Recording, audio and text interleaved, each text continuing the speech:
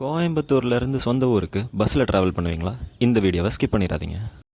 காலங்காத்தால் முடியை பறக்க விட்டு 300 கிலோமீட்டர் ஸ்பீடில் நான் தான் உங்களை பஸ் ஏற்றி விடுவேன் வாங்கன்னு கூப்பிட்டா வாய் சும்மா இல்லாமல் பார்த்து போமான்ட்டேன்.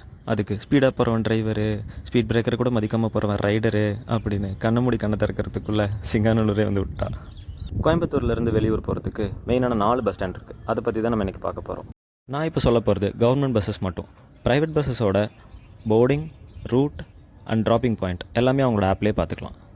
ஃபர்ஸ்ட், சிங்கானல்லூர்லேருந்து கிளம்புற பஸ்ஸஸ் தாராபுரம், திருச்சி, தஞ்சாவூர், புதுக்கோட்டை, மதுரை, தேனி, சிவகாசின்னு சவுத் சைடு ஃபுல்லாக ட்ராவல் பண்ணும்.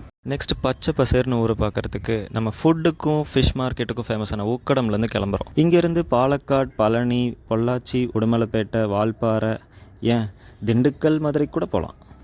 அடுத்து, சில்லுன்னு கிளைமேட் என்ஜாய் பண்ணுறதுக்கு மேட்டுப்பாளையம் ரோட் சாய்பாபா காலனியில் இருந்து நம்ம நேராக ஊட்டி, குன்னூர், கூடலூர், கோத்தகிரி, பில்லூர் டேம், மைசூர்னு செம்ம ஸ்பாட் என்ஜாய் பண்ணலாம்.